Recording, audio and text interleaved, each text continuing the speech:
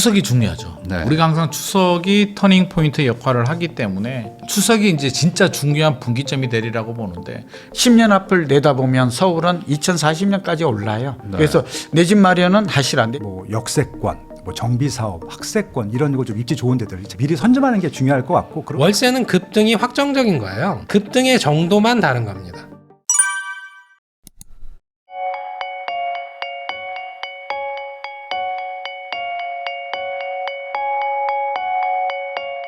김인만 부동산 연구소 소장님이시죠? 김인만 소장님과 지금 이야기 나누고 있는데요. 그러면 이제 앞으로 어떻게 되느냐? 이제 큰 대책은 이제 나왔어요. 627로 금융 규제가 나왔고 이제 공급 대책이 나왔고 일부 이제 또 뭐 추가적으로 살짝 뭐 대출 규제가 나오긴 했지만 당장 세금은 안 나왔습니다. 세금 뭐 중세를 할 수도 있다 이런 얘기들이 나왔었는데 이번에 안 나왔고 이번에 안 그러면은 나왔죠.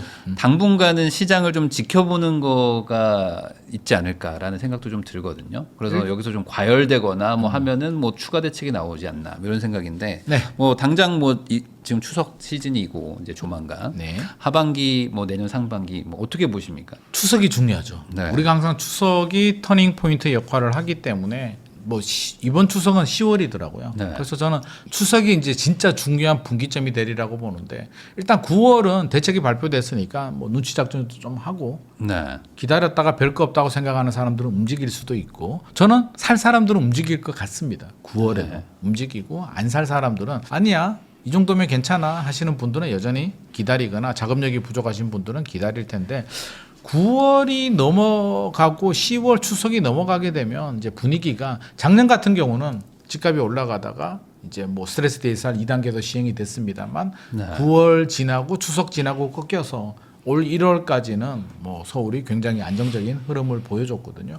올해는 좀 반대가 되지 않을까 저 개인적으로는 좀 반등을 할 것 같습니다. 정부도 그걸 예상을 하고 있기 때문에 이번 대책도 이제 약간 밑작업을 하지 않았나 싶고요. 그러면 반등할 가능성은 좀 충분히 있다라고 생각이 되는데 그럼 반등이 어느 지역이 네. 어떻게 올라가는 거야라는 게 이제 우리가 궁금한데 그러면 시장 상황을 다시 한번 체크를 해보자고요. 올 상반기 시장에 집값 많이 올랐다. 우리가 생각을 하고 있는데 아파트 가격이 많이 올랐다는 건데 어디가 많이 올랐냐고 하면 전국적인 통계를 보게 되면 많이 오르지 않았습니다. 네. 수도권 통계를 보더라도 과열이 아닙니다. 그럼 어디냐면 서울 한강벨트와 경기도는 과천, 판교, 분당 네. 좀 더 확대하면 용인 수지나 뭐 안양 동안구 정도 그 정도만 좀 올랐지 실제로 오르지 않았습니다. 이건 무슨 현상이냐면 저는 이거 상승장은 아니다. 소위 말해서 2020년, 2021년 문재인 정부 마지막 시절에는 막 미친 듯이 올랐잖아요. 서울이 올라가니까 풍선 효과 생겨가지고 주변 뭐 수도권, 경기, 인천, 경기 외곽, 인천 외곽 오르고 지방 중소도시들까지 광역시 넘어서 중소도시들까지 미친 듯이 올랐는데 그때는 상승장이잖아요. 네. 2015년부터 이제 2013년까지 이제 서울이 바닥이었고 2015년부터 거래량이 늘어나면서 집값 올라가다가 2020년 코로나 팬데믹이 생기면서 유동성이 미친 듯이 늘어나니까 집값이 이제 폭발적으로 이제 늘어나던 상승장이었고 지금을 보게 되면 저는 상승장이라는 느낌은 들지 않고 뭐냐면 양극화인 것 같습니다. 저성장, 장기 침체 들어갔죠. 저는 대한민국이 이제 저성장에 들어갔다라고 보는데 그러면 최근에 중소기업들 또 폐업하시는 분들 되게 많거든요. 안 좋습니다. 경기 상황 매우 안 좋아요. 그러면 사람들은 위기감을 느끼잖아요. 이대로 가면 안 되겠다. 뭔가 대안을 찾아야겠다. 모두가 잘 사는 막 경제가 성장하던 고성장 시대 같은 경우는 굳이 서울에 투자할 이유가 없습니다. 서울도 올라가고 부산도 올라가고 대구도 올라가고 뭐 중소도시들도 올라가는데 굳이 내가 살고 있는 동네에 네. 땅이나 건물 하나 더 사면 되지 굳이 내가 모르는 서울까지 가가지고 돈을 더 준다? 오히려 30년 전에는 부산이 더 비쌌을 수도 있습니다. 부산 대구의 땅값이 서울보다 더 비싼 곳들도 굉장히 많이 있었는데 이제 시대가 달라지다 보니까 이대로 하면 안 되겠다. 지방은 이미 자산 시장을 보게 되면 이제 거의 안 오릅니다. 올라가는 일부 아파트들만 올라가지 빌딩을 예를 들면 지방의 빌딩은 이미 거의 멈춰 있습니다. 10년 동안 안 올랐습니다. 네. 서울은 10년 동안 또 많이 올랐습니다. 이 자산 격차가 이제 벌어지고 있거든요. 그 얘기는 지방에 있는 자산가들이 자본을 이제 서울로 유출을 시키는 거죠. 예전에는 자녀들이 먼저 올라오고 자녀들 올라오니까 전세 매매 집들을 위한 돈을 좀 올려보내줬는데 이제 두 가지 케이스가 생깁니다. 부모님이 아직까지 연세가 좀 젊으신 분들은 부모님이 직접 돈을 들고 서울로 올라오고요.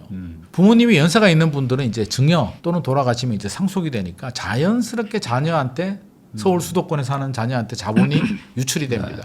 그럼 서울 수도권에 사는 자녀들이 내 고향에 그래도 우리 아버지가 살던 곳에 투자를 할까? 서울에 투자할까? 이거는 이미 답이 정해져 있잖아요. 네. 그래서 이 양극화 때문에 이제 돈이 서울 수도권으로 빨려들고 있는 현상입니다. 서울에서도 지금 이번에 6.27 대책이 발표되고 이제 막 그런 얘기 했잖아요. 풍선 효과 생길까? 막 그런 얘기들이 많았는데 물론 서울 일부 지역들은 이제 풍선 효과가 생기긴 했습니다. 10억이 아파트들도 이제 거래가 좀 늘어나긴 했는데 그래도 우리 예상보다는 폭발적으로 막 노동항 집값이 막 올라가고 경기도 집값이 올라가고 강남 규제하니까 막 올라가지 않았잖아요. 그 얘기는 아직 상승장이 아니라 양극화니까 내가 마포 아파트 사려고 했는데 마포 아파트가 규제가 들어오게 되면 그냥 안 사버리더라고요. 목표가 딱 정해져 있더라고요. 그래서 자금력이 아예 없는 분들은 사실은 아직은 살 생각이 없는데 어느 정도의 자금력, 예를 들어서 뭐 10억, 20억 정도, 이게 적은 돈은 아니잖아요. 이렇게 가지신 분들은 여전히 구매 욕구를 일으키고 있고 지금이라도 핵심 지역 들어가야 된다라는 생각을 여전히 가지고 있기 때문에 저는 이번 공급 대책을 보게 되면 시장의 수요자들이 안심하기는 어려울 것 같아. 그러면 오히려 공급은 답이 없네. 이게 안 되겠구나 라는 생각이 드는 순간 자금력이 되시는 분들은 움직이겠다. 거래량이 뭐 폭발적으로 늘어나진 않더라도 신고가 행진은 여전히 더 나올 것 같고요. 추석 지나고는 저는 서울이나 경기도 일부 핵심 지역들은 저는 반등 가능성 충분히 있다고 생각합니다. 그러면 오히려 지금 상승세가 조금 뭐 하락 전환된 건 아니지만 상승이 좀 낮아졌는데 이 멈췄잖아요. 낮아진 상승세가 좀 다시 좀 올라올 수도 있겠다. 핵심 지역들은 충분히 올라올 가능성이 높을 것 같습니다. 네. 이번에 그 대책 중에 이제 그 금융감독원처럼 부동산 감독원 같은 걸 만들겠다라는 것도 있거든요. 네. 그러니까 이게 뭐 시장을 교란하고 좀 뭐 어떤 그런 뭐 범죄 세력이 이런 식의 어떤 얘기들이 계속 나오고 있어요. 뭐 그 언론에도 있고 뭐 자전거래 뭐 거래 취소 얘기들이 나오고 있는데 이 실제도 그런 게 있는지 어떻게 보세요? 이게 정말 어떤 효력이 있다고 보십니까? 저는 효력 없다고 보고요. 뭐 지금 단속을 안 해가지고 집값이 올랐습니까? 그거는 지극히 뭐 집값이 올라가면 투기라는 너무나 그 OX 흑백 논리가 적용이 되는 것 같습니다. 집값이 올라가는데 그러면 투기 세력들이 집값을 올렸고 단속을 안 해서 올라갔다? 일부 있죠. 투기 세력이 있겠죠. 투기 세력뿐만 아니라 사기범들도 곳곳에 부동산뿐만 아니라 주식이든 우리 생활 곳곳에 나쁜 사람들이 존재하는데 그 나쁜 사람이 있음에도 불구하고 뭐 범죄도 여전히 일어나잖아요. 최근에 뭐 초등학생 뭐 유괴를 뭐 미수를 거치고 항상 있지만 그래도 우리 사회가 돌아가는 이유는 그 범죄, 그 어떤 문제, 그 왜곡이 소수라는 거예요. 그게 다수가 되면 문제가 되는데 그러면 자 부동산 사기, 부동산 왜곡, 또 부동산 교란 이게 비중이 얼마나 될까? 최근에 이제 뉴스에 나온 게 취소 거래가 늘어났다. 월 평균 100건대에서 갑자기 6월에는 1000건대가 늘어났다. 이거 투기 세력들이 집값 올리려고 막 해가지고 신고가 찍어놓고 취소하고 찍어놓고 취소하니까 가격이 쭉쭉 올라가는 거 아니냐라고 얘기를 하는데 아주 일부 사례가 있을 수는 있어요. 있을 수는 있는데 자 우리가 생각을 해보자고요. 계약을 취소하는 건 네 가지 이유가 있습니다. 하나는 실수, 뭐 계약서를 쓰거나 신고할 때 잘못해가지고 이제 아니면 계약서를 썼는데 집주인이 야 잔금 날짜 좀 바꿔줘 다시 써. 뭐 그럴 수 있잖아요. 야 가격 조건 좀 바꾸자. 이런 고의는 실수가 있는데 실수가 이제 월 평균 100건 정도 나왔다는 얘기고 두 번째는 고의 이것처럼 어떤 시장 교란을 위해서 하는 행위들이 있긴 합니다. 근데 그게 6월에 갑자기 1000건이 늘어난 건 아니고 6월에 거래량이 늘어난 건 이제 이 두 가지 이유 때문입니다. 하나는 집값이 올라가니까 집주인들은 어떻게 해요? 내가 계약금 1억 받았는데 아무리 봐도 이거 한 5억 올라갈 것 같거든. 그러면 계약을 했으니까 그냥 꾹 참고 억울해도 그냥 계약을 이행해야 될까요? 아니면 해약금에 의한 해제라고 하잖아요. 1억 받은 거 돌려주고 보태서 1억 더. 나 1억 더 줄게. 계약 깨. 이건 자동으로 계약이 깨집니다. 이걸 해약금에 의한 해제라고 하는데 왜 1억을 더 줬을까요? 아니 5억이 더 올라갈 것 같은데 1억 더 줘도 내가 4억을 시세 차익을 얻을 수가 있기 때문에 집주인들이 계약 해제를 많이 했고요. 자, 6.27 대책이 발표가 됩니다. 그럼 어떻게 돼요? 자금 계획에 차질이 생기잖아요. 매수인들이 계약서는 썼는데 아니면 또 뭐 토지 거래가 같은 경우도 뭐 있을 수는 있는데 문제가 생겨요. 야, 이거 안 될 것 같은데? 나 잔금 못 칠 것 같아요. 내가 냈는 계약금 포기할 테니까 그만합시다. 이것도 해약금에 의한 해제거든요. 네. 그러니까 이 두 가지 경우 때문에 청건이 올라가서 한마디로 규제 때문에 갑자기 시장이 왜곡이 되고 집값 상승 때문에 집주인들의 마음이 바뀌고 규제 때문에 매수자들이 잔금 마련을 못하니까 깨는 경우 때문에 늘어난 거지. 이게 어떤 투기 세력 때문에 청건이 늘어났다. 와, 그거는 시장을 너무 투기화하는 거고요. 만약에 이게 진짜라면 무슨 관리감독원을 만들어서 단속해서 집값 안정이 되면 좋겠죠. 역설적으로 말하면 그러면 윤석열 정부, 특히 문재인 정부 바보지. 이거 왜 단속 안 했어? 그러니까 뭐 이거는 범죄 집단이 우리나라를 들썩이게 했던 거네 어찌 보면 역설적으로. 그러니까 시장은 뭐 그런 사람들이 몇 퍼센트를 되는지는 모르겠으나 어디 가도 나쁜 사람들이 있습니다. 사기범들이 있습니다. 교란 행위하면 안 되는 거 압니다. 있지만 이게 이것 때문에 전체 시장이 움직인다? 전세 사기도 많이 있어요. 많이 피해를 보는데 사실 역전세하고 전세 사기는 좀 다른 경우고 우리가 작정하고 어떤 사기를 치는 분들은 일부 있으나 이분들이 모든 임대인이 뭐 10%가 된다? 이렇게 볼 수는 없는 거잖아요. 네. 그러니까 일부 사례를 저는 너무 악마화하는 건 좀 바람직하지 않다. 이 관리감독원 만들면 저는 딱 어떤 생각이 드냐면 아, 관리감독원을 만들어? 야, 이거 일자리 늘어나겠네? 그럼 또 다른 일자리, 관리감독 원장은 또 낙하산이 들어오게 되고 또 네. 차출해서 새로운 조직을 만들게 되면 결국 우리 세금으로 일자리 창출, 그들만의 일자리 창출이 아닐까라는 생각을 하고 있습니다. 그러면 이제 공급 대책도 나왔고 어쨌든 이제 대출 규제도 어느 정도 이제 윤곽은 다 나왔고요. 네. 그럼 이 상황에서 매수를 할지 말지 고민하고 있는 분들이 이제 떠밀리는 경우가 결국엔 뭐 전세나 월세가 올라가는데 만기가 다가오면 이제 이분들이 이럴 거면 집을 사야 되는 거 아닌가 라면서 이제 좀 밀려간단 말이죠. 근데 밀려가고 있죠. 네. 전월세 시장 지금 어떤지 그리고 이제 가을쯤 전세 대란 온다 뭐 이런 얘기도 막 돌아가지고요. 올 수 있죠. 네. 정부가 전세 대출 규제 왜 하겠습니까? 이제 쉽게 생각하면 이미 정부의 대책과 정부의 그 진행 상황 여기에 모든 답이 다 나와요. 정부가 전세 대출 규제한다는 얘기는 가만히 있는데 그냥 네. 전세 대출이 문제야라가 아니라 자, 입주 물량이 부족하죠. 입주 물량이 부족하면 어떻게 됩니까? 전세 가격이 먼저 올라갑니다. 입주 물량이 부족하면 집값도 올라갈 수는 있는데 집값이 올라가는 건 여러 가지 이유가 있잖아요. 뭐 금리도 영향을 주게 네. 되고 입주 물량도 영향을 주게 되고 가격이 얼마나 고평가냐 저평가냐도 영향을 주게 되고 뭐 경제 상황도 영향을 주게 되고 뭐 수많은 이해관계 뭐 정책들이 있는데 전세는 간단하거든요. 전세는 진짜 간단해요. 왜냐하면 자본이득 시세 차익에 대한 어떤 목적은 사라지고 그냥 실수요자들이 들어가는 담백한 시장이기 때문에 공급이 부족하면 전세 가격이 올라가고요. 공급이 많으면 전세 가격이 떨어집니다. 아니면 금리가 갑자기 올라가게 되면 2022년처럼 떨어질 네. 수는 있는데 금리가 갑자기 올라가기는 어렵고요. 지금 입주 물량이 부족한데 내년이 문제잖아요. 착공을 한다라고 하는데 이번 공급 계획이 착공이니까 네. 착공하면 보통 3년, 요즘 한 4년 걸리거든요. 3년에서 4년이면 2026년에서 2028년은 2026년에 착공해도 2028년까지는 입주 물량이 안 나옵니다. 그러니까 계획처럼 진행이 돼도 3년 동안은 보릿고개예요. 입주 물량이 안 나옵니다. 2023년부터 분양 물량이 팍 줄었기 때문에 이거는 피할 수가 없는 보릿고개인데 결국엔 전세 가격이 올라가거든요. 그러니까 정부가 난처한 거예요. 아, 이거 전세 가격 분명히 내년부터 올라가는데 공급을 해줘야 되는데 지금 당장 빵 공장도 아니고 공급을 늘릴 수도 없고 이거 어떡하지? 그리고 또 하나 걱정이 이제 문재인 정부의 학습 효과라고 보여지는데 문재인 정부 시절에는 이제 서민 주거 안정을 위해서 전세 대출 막 풀었잖아요. 네. 공교롭게도 박근혜 정부 때 이제 눌려 있던 게 이제 올라가면서 전세 가격이 먼저 올라갔어요. 그리고 전세 가격이 2011년, 12년도에 서울 아파트 전세 가율이 한 50% 초반대 정도 되다가 2016년 되니까 70%가 넘었거든요. 네. 갭이 줄어들었다는 얘기죠. 그러면서 시장 환경이 달라지면서 집값을 밀어 올리면서 갭 투자가 많이 생기고 집값이 올라갔기 때문에 이번에도 입주 물량이 줄어드는데 이것까지는 좋은데 전세 가격이 올라가면서 매매 가격을 밀어 올리게 되면 와, 이거 문재인 정부 시즌 2 되는 거 아니야?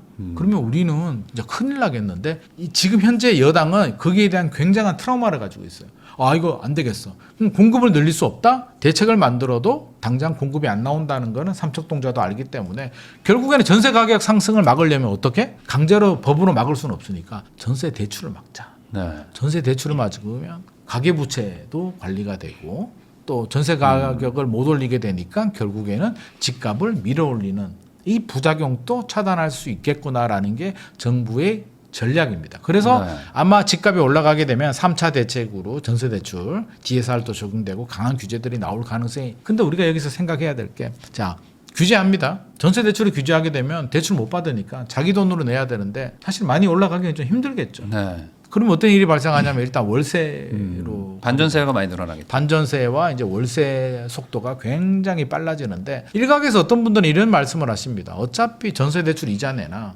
4% 정도 전환율을 생각하게 되면 뭐 월세 내나 그냥 비슷한 거 아니냐 똔똔이 네. 아니냐 그러면 왜 은행이 내는 건 아까워하지 않고 집주인한테 내는 건 아까워하느냐 똑같아 크게 영향 없다 서민 주거 안정에 피해를 주지 않는다라고 얘기를 하는데 그건 너무 이론적인 얘기고 네, 그거는 말이 안 되죠. 실제로 해보면 월세가 훨씬 더 부담스러워요 진짜 네. 월세 내는 건 은행 그 전세 대출이 훨씬 더 유리합니다. 실제로는 더 유리한데 이게 월세로 전환하게 되면 서민들 굉장히 좀 힘들고요. 이제 종잣돈 못 몹니다. 월세 한번 내보세요. 이게 원룸에 방 하나 있는 원룸의 평균 월세가 70만 원이 넘는 거로 조사가 됐거든요. 네. 평균이 그 정도면 역세권의 환경이 좋으면 80만 원, 100만 원 정도 올라가요. 그러면 관리비에다가 여러 가지 생활을 경비하면 한 250? 사회초년생들이 300만 원 받아서 150, 200 내고 나면 그 무슨 종잣돈을 어떻게 모으고 내 집 마련 어떻게 하겠습니까? 한마디로 내 집 마련의 꿈과 멀어진다는 얘기고 좋아요. 100번 양보해서 정부의 의도대로 전세대출 규제해서 전세 가격이 안 올라가니까 집값이 안 올라가면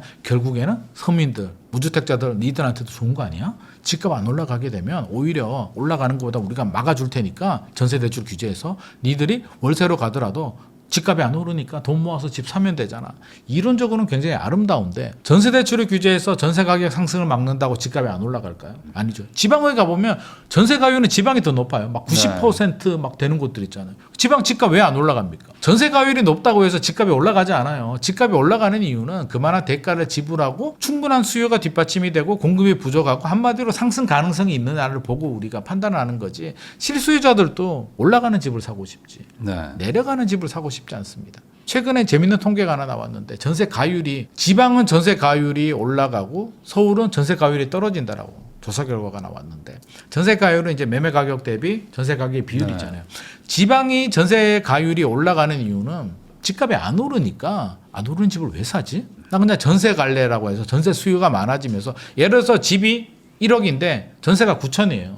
안 올라가는 집이야. 그러면 9천만 원 주고 전세 가는 게 낫지. 1억에 그렇죠. 집을 사서 취득세 내고 네. 재산세 좀 내고 혹시라도 올라가면 또 양도세 내고 뭐하러 그래요? 그냥 전세. 지방은 전세 수요가 많아요. 왜 집값이 안 올라가기? 그래서 전세 가율이 높은 거고 서울은 전세 가율이 낮습니다. 왜 낮냐면 최근에 이제 대출 규제까지 하다 보니까 전세입자가 안 들어오는 거예요. 그래서 메이플자이 같은 경우도 지금 네. 메이플자이는 전세 가율이 지금은 20%밖에 안 됩니다. 가격이 떨어졌나요? 신고가입니다.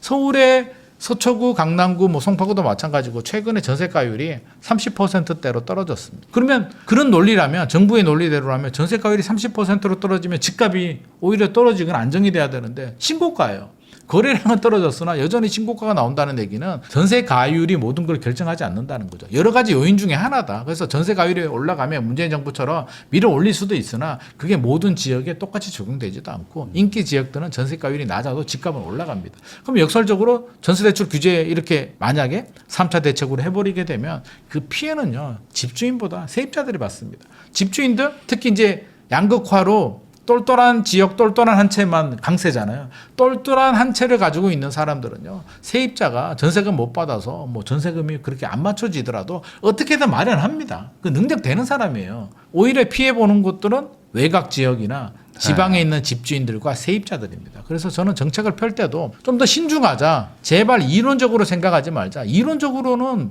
뭐 전세 가격이 올라가면 집값 올라갈 수도 있으니까 막아주면 세입자가 우리한테 고마워하겠지. 저는 그건 너무 낭만적인 생각이고 너무 현실을 모르는 생각이다. 제발 역지사지해서 내 자녀가 세입자 입장이고 내가 세입자 입장이라면 어떻게 될까를 한 번 더 생각을 좀 해보시면 좋을 것 같습니다. 그러면은 뭔가 전월세 상승은 좀 예견이 되고 그리고 이제 불가피하죠. 뭐 수요와 공급의 불균형 때문에 매매가도 좀 상승을 하는. 핵심 지역들. 근데 그거를 어떻게든 정부가 좀 최대한 상승세를 좀 누르려고 하는 그런 모습이 앞으로 좀 펼쳐질 것이다. 세무조사도 한다잖아요. 네. 뭐 그러면- 전수조사하고. 그렇죠. 그러면 고가 아파트를 사는 부유층들이 네. 제일 싫어하는 게 두 가지가 있잖아요. 하나는 보유세, 종합부동산세. 두 번째는 세무조사. 세무조사도 뭐 유재석 씨처럼 틀어도 먼지 한 방울도 안 나면 좋겠으나 또 그렇지 않은 사람들이 많이 있잖아요. 왜냐하면 세무조사라는 게 우리가 이제 세금 신고할 때 세무사한테 하잖아요. 그러면 세무사도 그 기준 안에서 이게 뭐 입증도 하고 증빙해서 네. 이제 내리고 하는데 세무조사는 틀어버리게 되면 야 이거 충분히 이게 뭐라 그럴까요? 어떤 기준 안에서 코에 걸면 코걸이 같은 기준들이 많이 있는데 세무조사 하게 되면 야, 이 기준을 이렇게 적용하거든요. 그래서 연예인들도 많이 걸리는 이유가 보통 때는 넘어가주는 규제들도 세무조사에서 이제 꼼꼼하게 보게 되면 다 걸려요. 그래서 네. 세무조사를 두려워합니다. 그래서 이번에도 세무조사 카드가 나온 게 핵심 지역들 넣고 공급 대책 보고 별거 없다고 경거망동해가지고 집 사고 이러면 우리가 세무조사도 하니까 제발 당분간은 좀 안 사면 안 되겠니라는 저는 그런 시그널 네. 우리 세무조사 할 수도 있으니까 좀 하지 마라는 건데 이게 얼마나 오랫동안 지속이 될까. 이거는 일시적으로 한 9월 추석 전까지는 유효할 수는 있겠으나 이게 계속 지속되기에는 수요를 계속 억제하기에는 현실적으로 좀 어려움이 있지 않나 생각이 됩니다. 부동산 R114의 윤지혜 랩장님하고 이야기 나누고 있는데요. 아까 전세 얘기 잠깐 해주셨어요. 이제 지금 서울의 가구수 분화도 못 따라가고 있다. 근데 외지인들도 막 수요도 들어오고 또 지방에서는 또 청년들이 또 대학교 이제 요즘에 인서울 아니면 안 된다 해서 인서울 대학교 막 계속 들어오거든요. 한 이래저래 지금 가구수 대비 이 공급도 부족한 상황인데 아까 말씀하셨던 어떤 제도나 뭐 어떤 세금 제도를 뭐 바꾸더라도 집 개수가 뭐 당장 늘어나는 건 아니니 그러면은 전월세 쪽에서의 대책, 대안 같은 거는 당장은 없다. 뭐 이렇게 봐야 되나? 그냥 이 상승을 좀 감수해야 된다. 이렇게 봐야 될까요? 오히려 사실은 현 정부에서 가계부채 이슈 부분들을 해소하기 위해서 네. 일정 부분 전세라는 제도에서의 가계부채 규모가 한 200조 정도 네. 되거든요. 그 규모를 크게 줄이려는 목적성이 강한 것 같아요. 설사 전세가 월세화돼서 월세값이 좀 불안정해지더라도 그 부분을 좀 감내하려는 것처럼 저는 인식이 됩니다. 네. 그러다 보니까 원래도 우리가 한 5, 6년을 돌아보시면 전세라는 상품이 한 7, 그리고 월세가 한 3 정도 해서 전세라는 상품이 월세를 견제를 해줬습니다. 중간에 이제 전세 대출도 원활하게 되면서 더더욱 전세 선호 현상들이 커졌죠. 근데 그 와중에 중간에 이제 금리가 급등하는 구간에 진입을 하죠. 2022년, 2023년. 그러면서 원래 저렴했던 월세가 급격하게 오릅니다. 왜냐하면 전세 대출을 받아서 이자 내는 게 굉장히 비싸졌거든요. 그러니까 거기서 이제 월세가 유도되면서 5대5까지 왔어요. 네. 근데 그 과정에서 이제 막 전세 사기다. 네. 최근 한 이제 1, 2년으로 다시 오면 전세 사기다 혹은 전세라는 상품의 유효성이 이제 한계에 부딪혔다. 그리고 내가 가지고 있는 그 목돈을 개인에게 그렇게 큰 돈을 어떻게 믿고 맡겨? 뭐 네. 이런 사회 트렌드까지 온 거예요. 그러면서 항상 시장에는 그 세 개의 플레이어가 있습니다. 정부, 그리고 공급자, 임대인이죠. 그리고 수요자, 임차인. 이렇게 되는 거죠. 네. 그럼 이제 이 시장이 어떻게 바뀌는지를 이제 여기서 유도하는 거예요. 그럼 정부가 그러면 월세를 유도하고 있냐 없냐를 보는 거죠. 네. 네, 첫 번째, 그러면 전세 대출 규제하잖아요. 네. 그리고 보증 비율도 낮췄잖아요. 그리고 최근에 이제 그 전세 보증보험 가입 요건까지 까다롭게 계속 만들고 있잖아요. 네. 그럼 이거가 유도하는 부분의 결론은 뭐죠? 전세 살지 말라는 거죠. 그렇죠. 전세라는 상품을 우리는 앞으로 그 가계 대출에서 타이트하게 관리할 거고 네. 나중엔 막 DSR까지 볼지도 몰라. 혹은 원리금 상환 비율도 높일 거야. 원래 네. 이자만 내거든요. 그러니까 그러다 보면 전세라는 상품을 하고 싶어도 사실은 이제는 대출이 안 나오거나 전세값이 너무 비싸서 못하게 사실 정부가 나서서 가이드를 막고 있는 거잖아요. 그럼 월세를 유도화하고 있습니다. 그러면 이제 임대인 입장으로 딱 오는 거죠. 전세 보증보험 가입 요건은 사실 임대인들은 필수거든요. 네. 근데 이걸 어렵게 만들었잖아요. 그러다 보면 사실은 임대하는 데 있어 가뜩이나 전세라는 건 수익률도 안 나오는데 자금력 있는 임대인이라면 월세를 하는 게 당연히 유리하죠. 네. 수익률 개념에서 이제는 봐야 되니까. 네. 그럼 임대인도 차츰차츰 월세 상품으로, 그러니까 담보대출을 받아서라도 월세화 무효화 시켜버리거나 반전세 시켜서 월세라도 조금 받거나 이렇게 해서 유도하는 거죠. 그리고 이제 임차인 입장으로 한번 가보는 거예요. 예전에는 제가 결혼할 때만 해도 2008년에 결혼할 네. 때만 해도 월세로 시작한다 그러면 장모님, 맞아요. 장인어른이 좀 표정이 안 좋았어요. 저런 인간이다 해서 이런 수준으로 시작됩니다. 그런 것처럼 굉장히 기피했습니다. 네. 월세라는 걸로 시작하면 돈 못 모은다라는 거였죠. 네. 그럼 그때의 그 관점이 틀렸나요? 아니 전세가 차라리 낫긴 맞죠? 낫죠. 여전하죠. 네. 월세라는 거는 사실은 시드머니를 모으기 어렵게 하는 장애물이 되긴 합니다. 근데 그럼에도 지금의 그 젊은 층 혹은 연세가 이제 드신 분들은 처음 신혼 시작할 때 보증금 일부에 월세로 해도 그거 뭐 엄청나게 반대하고 이런 분위기는 아닙니다. 왜냐면 그래서 이제 지금 현재로 오면 그 월세 계약 비중이 이제 60%를 넘어가고 있어요. 네. 예, 그러니까 전세가 계속 쪼그라드는 거죠. 전세라는 상품 자체가. 거기서 이제 유의미성을 상실하고 있고 월세를 기피하지도 않고 그리고 우리가 이제 내 집 마련의 가장 좋은 방법은 청약이잖아요. 청약할 때 10% 계약금을 넣어야 되잖아요. 네. 그러다 보니까 전세에 다 묶어두는 게 좀 불리하다라고 느끼는 것도 있는 거예요. 그래서 내 집 마련을 계획하신 분들. 그리고 요새는 이제 뭐 주식이다, 코인이다 해가지고 증권, 금융 투자를 또 많이 하시잖아요. 네. 그 결과가 꼭 좋다고 볼 수는 없으나 그걸 통해서 또 시드를 모아서 내 집 마련을 또 하시려는 분들도 요새 많은 것 같아요. 그러다 보니까 더더욱 목돈을 안 맡겨둔다. 그러니까 예를 들어서 저희 그 부동산 114가 한때는 그 미래에셋 금융사 계열이었어요. 네. 근데 금융사 계열의 임직원들은 내 집 마련을 안 합니다. 잘 안 해요. 네. 그리고 전세도 잘 안 삽니다. 왜냐하면 큰 돈을 거기 묶어두는 걸 싫어합니다. 네. 왜냐하면 증권에 가면 1년에 10% 20% 수익률이 우습거든요. 마이너스 20%도 네. 우습죠. 그 문제 있죠. 하이리스크 하이리턴입니다. 네. 그러다 보니까 집이라는 것들은 오를 때 1년에 10% 올라도 급등으로 보거든요. 네.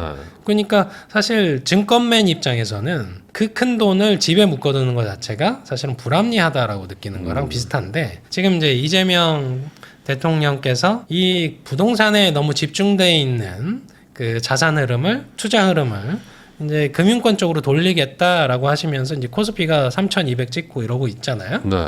그러니까 젊은 세대 입장에서는 그 부분도 호응한다고 하면 더더욱 전세에 큰 돈을 묻기 싫겠죠. 네. 거기서 이제 청사진을 그려보면 이런 겁니다.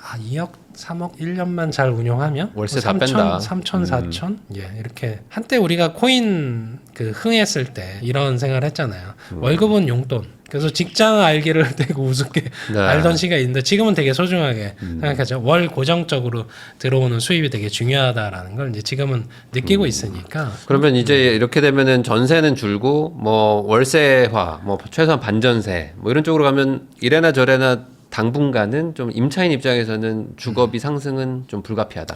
그러니까 아까 그 서두에서 설명드린 것처럼 가구 분화는 임차 수요로는 반드시 들어옵니다. 네. 그러니까 우리가 매매 수요로는 가구 분화를 무조건적으로 매매 수요도 할 수 없죠. 하지만 가구 분화한 2만 가구씩 서울 쪽 그 경기도도 계속 분화되는 수요 부분들이 있습니다. 다만 전국적으로 봤을 때는 맞추고는 있어요. 그런 관점에서 보면 결국은 서울 수도권의 문제인 거죠.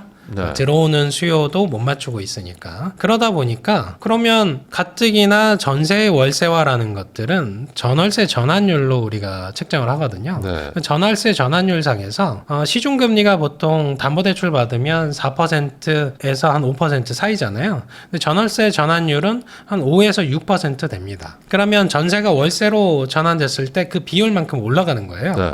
그렇죠? 근데 이게 아까 설명드린 것처럼 60% 수준까지 그러니까 4대 6 수준으로 이게 변모됐잖아요. 그리고 급격하게 이게 거칠게 지금 변화되고 있으니까 월세라는 부분은 원래 원천적으로 가구 분화 수요도 못 맞추지만 월세는 급등이 확정적인 거예요. 급등의 정도만 다른 겁니다. 근데 이런 부분에서 그 월세가 급등했는데 그 월세 부담이 커지잖아요. 네. 그러면 이게 다시 전세로 가야 되는 거죠. 전세가 차라리 낫구나. 네. 라고 가는 게 이제 내년쯤일 것 같아요. 월세가 계속 오르면서 차라리 그러면 전세 대출이 나오는 쪽에서 되는 분들이라면 전세가 낫겠다라고 느낄 수 있는 거고요. 근데 거기서 이제 조금 다른 지점은 코스피가 뭐 4천을 갔다. 네. 그러면 아 내가 선택을 정말 잘했구나. 내 자산이 이만큼 늘어나. 네. 그럴 수 있죠. 네. 그분들은 어디로 갈까요? 그럼 매수로 가지 않나요? 그러니까 그런 거예요. 그래서 매매, 네. 전세, 월세는 사실 한 몸입니다. 시간차만 있는 거예요. 네. 그래서 누가 오르면 누군가가 자극받고 누군가가 자극받은 걸 또 저기서 자극받거든요. 그러니까 경제도 다 연결돼 있습니다. 그래서 우리가 금리라는 것도 결국은 부동산 시장 쪽 다른 시장 혹은 소비자 시장까지 다 영향을 미치잖아요. 그러면 코스피가 정말 이제 4천 뭐 이렇게 쭉 가면 시장에 자금력 있는 수요가 탄탄해지는 거죠. 네. 그건 부동산 시장도 마찬가지입니다. 그러니까 자금의 물줄기가 한쪽으로만 퍼진다라고 보기 어렵죠. 주고받는 관계에서 보셔야죠. 그래서 매매와 전세와 월세도 주고받는 관계다. 그러니까 결국에 공급 부족으로 인한 어떤 그 선호도의 차이지 어차피 공급은 부족하고 수요가 늘어나면 가격에 반영이 될 수밖에 없다. 근데 이제 그런 얘기가 있거든요. 그러니까 월세를 무한정 올려줄 수는 없지 않냐. 사람들도 이제 그 소득의 한계가 있고 또 경제도 경기도 안 좋으니까 그렇게까지 뭐 올려달라고 아무리 얘기를 해도 뭐 한계치가 있을 것이다. 그래서 생각보다 그렇게 뭐 빨리 급등 안 한다. 이런 얘기도 있는데 어떻게 생각하십니까? 이렇게 보시면 되죠. 물가와는 연동한다. 그럼 물가가 0%에 수렴하지 않으면 전월세는 오른다. 네. 임차료는 오른다. 여기서 한 가지 관점. 그리고 내 월급이 오르면 그만큼 여력이 커지잖아요. 네. 그리고 인건비가 오른다는 의미가 되죠.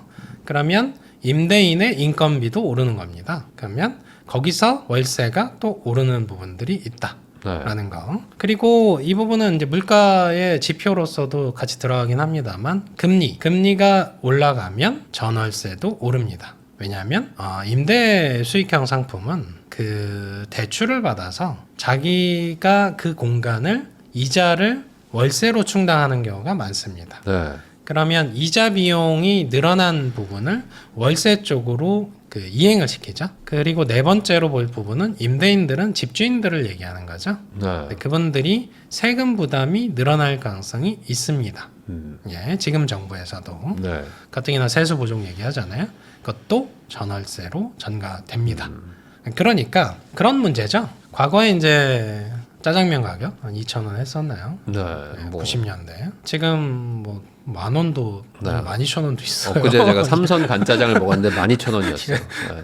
그게 우리가 실질적으로 생각해 보면 그냥 물가가 올랐고 그 시절로 가면 다시 2,000원이 되는 거잖아요. 그러니까 네. 무한정 오를 수는 없다라는 얘기를 하시려면 경제가 성장을 멈추면 혹은 물가가 안 오르면 네. 무한정이라는 표현을 할 필요는 없겠죠. 정체가 되겠죠. 그래서 일각에서 또 그런 얘기를 하더라고요. 그러니까 지금 우리가 뭐 해외여행도 가고 뭐 애들 학원비도 내고 하는 것들을 아마 못하게 될 것이다. 이 월세 상승분을 맞추려고. 그러니까 뭔가 실생활비가 많이 줄어들더라도 이걸 맞추게 될 것이다. 뭐 이런 얘기도 하더라고요. 저도 이제 자녀가 2명입니다만 교육비를 줄인다는 게 한 번 오르면 네. 쉽지가 않더라고요. 네. 그러면 뭐 여행을 줄인다든지 그렇죠. 뭐 일단 줄이는 건 이제 먹는 거 외식비에서 줄이고 이제 옷 네. 필수제가 아닌 거에서 먼저 줄입니다. 필수제가 아닌 것들 뭐 사실 교육도 필수는 아니죠. 줄일 수는 있습니다. 네. 쉽진 않죠. 근데. 줄일 수는 있고 화장품 화장 덜하는 거. 네. 그리고 이제 차 운전도 좀 덜하고 뭐 이렇게 되는 거죠. 그래서 주유비도 좀 줄이고. 근데 이렇게 가는 거를 정부가 막아야 되고 아마 막으려고 할 거잖아요. 어떻게든. 왜냐면 이거야말로 이제 표심에 아주 직결되는 문제인데. 임차료가 오르는 네, 부분을 막으려고 임차료가 한다고요? 오르고 뭐 전세난 오고 막 하면 그렇죠. 막긴 막아야죠. 네, 그 부분에 대한 그 비판 이 여론이 아마 강력해질 텐데. 제가 볼 때는 초반에 집값을 잡기 위해서 네. 전월세 부분을 일부 희생하려는 게 아닌가 싶습니다. 그러니까 매매와 가계부채 부분을 일단 더 중시하는 것 같아요. 네. 그거 관리를. 그래서 이 부분을 일단 어느 정도 완비한 다음에 네. 전월세 쪽에서의 문제점들은 공공주도로 임대주택을 뭐 100만 호를 공급하든 그렇게 해서 공공의 결국은 우리가 뭐 이재명 대통령의 공약에 있잖아요. 공공의 그 관리 가능한 임대주택 비율이 지금도 아마 한 8% 중반 정도 되는 걸로 알고 있거든요. 네. 그걸 이제 OECD 선진국 기준의 한 10% 수준까지 끌어올리는 계획들은 문재인 정부 때부터 쭉 오고 있습니다. 근데 좀 더디죠. 혹시 전월세 상한제 이런 얘기들이 또 다시 나올 수도 있을까 봐 어떻게 보십니까? 뭐 그 얘기는 작년에 네. 사실은 진보당이었네요. 진보당에서 계약갱신 청구를 10년으로 네. 만들겠다라고 얘기했던 것처럼 월세에 대한 혹은 임차료에 대한 통제 강도를 제도화하려는 목적성은 우리가 임대차 2법에서 봤듯이 네. 가격이 안 잡히면 그 부분들을 또 시도할 가능성은 있죠. 근데 그 결과가 네. 유쾌하진 않았잖아요. 그러면 저는 계속 이제 의문인 게 학습이 되고 있는 건가? 예. 그렇죠. 우리가 공부하는 네. 이유는 누적해서 거기에 학습이 이제 더 누적된 거에 의해서 어떤 새로운 정책을 통해서 이 부분들을 보완해야 되잖아요. 네. 근데 이제 정권의 그 뭐랄까 성향에 따라서 뭐 이렇게 바뀌는 것까지는 이해는 되는데 네. 학습이 그 지금의 이제 정부도 문재인 정부와 노무현 정부를 거치면서 여러 가지 정책의 테스트를 거쳐왔잖아요. 근데 그 과정에서 계속 문제가 유발이 됐잖아요. 결과적으로 보면. 그러면 저는 당연히 학습이 돼 있다라고 생각을 하죠. 근데 그 말씀하신 전월세 상한제 혹은 임대차 2법에 의해서 여러 가지 부작용들이 분명히 유발됐고 거기를 기점으로 해서 전월세 가격이 급등했거든요. 네. 그러면서 매매까지 또 자극하면서 같이 급등했어요. 근데 그 부분을 또 건드린다? 그럼 학습이 안 된 건데? 라고 생각할 수밖에 없습니다. 네. 계속 리셋되나? 그렇지만 공부하고 이제 리셋하고 뭐 공부하고 이제 워낙 막 다급하고 막 지금 막 올라가고 막 전세 난 예전에 그 MB 정부 때도 전세 난 온다고 막 난리가 나니까 막 전세 자금 대출 풀고 막 했었잖아요. 예, 그런 도시형 것처럼 생활주택도 그때 도저히 막 그 지지율 떨어지고 하면 막 이제 이렇게 또 할 수도 있지 않을까. 그럼 뭐 지방선거 앞두고 있으니까 네. 어떻게 해야 될까요? 그렇게 안 되면은 좋겠다. 이런 정도. 네. 그렇죠. 저는 학습이 계속 누적돼서 과거 정부에 대한 부분들을 실용적으로 이해했고 그걸 기반하에 분명히 전문가 간담회도 하고 했으니까 네. 그분들 의견을 충실히 들어서 반영해서 좀 더 진일보된 형태들을 만들어낼 거라고 기대를 하는 거죠. 그렇게 되기를 저도 예. 바라면서 그래서, 이번 공급 예. 대책을 좀 봐야 될 것 같긴 해요. 시장을 설득할 수 있기를 바랍니다. 예. 스마트 튜브의 김학렬 소장님하고 이야기 나누고 있습니다. 그러면은 결국에 이제 뭔가 결정을 해야 되는 분들이 많거든요. 지금 이제 뭐 대책도 당분간 나올 건 다 나왔고 이제 대출 규제 나왔고 이제 공급 대책 나왔으니까 이제 뭔가 선택을 해야 될 텐데 지금 그래도 좀 소위 말하는 눈치 빠른 분들은 6월 달쯤에 뭐 사신 것 같고 더 빠른 분들은 뭐 4, 5월에 뭐 많이 사셨고 이제 그럼 다음번 눈치 있는 분들은 어떻게 되는지 이게 제일 궁금한데 어떻게 보세요? 지금 추석 전후로 사야 된다 막 이 얘기 많거든요 지금. 뭐 이것도 좀 명확한데요. 네. 그러니까 지금 올해 지금 9월 달인데 1월 달부터 9월 달 중에 누가 제일 수혜자였나 봤더니 그 2월 달에 한시적으로 토지 거래하고 풀었던 적이 네. 있었잖아요. 그때 잠실 샀던 분들이 그런 분들은 제일 뭐. 수혜자였던 네. 것 같아요. 강남하고. 특히 그 잠실 중공 5단지는 20억이었는데 40억이 됐더라고요. 맞아요. 그것도 1년도 안 됐는데 몇 개월 됐는데 그런 것들이거든요. 그래서 이게 정말 늘 관심을 가져야 되겠구나. 시장 안에 있어야겠다는 것들을 알 수 있게 된 사건이었던 것 같고요. 그래서 제가 이제 아까 지속적으로 말씀드렸던 것들은 규제는 지속될 것 같고 반복적인 규제는 계속될 것 같다라고 대통령님도 말씀하셨고 그 외에 이제 정책하시는 분들도 말씀하셨기 때문에 이 지방은 모르겠지만 서울 수도권 위주로는 규제가 반복될 것이다. 더 강화될 것이다라는 것들을 가정한다고 했을 때는 규제 지역 지정되기 전에 규제 지역이 될 만한 지역들 사는 것들은 유효할 것 같다. 말씀을 드리고요.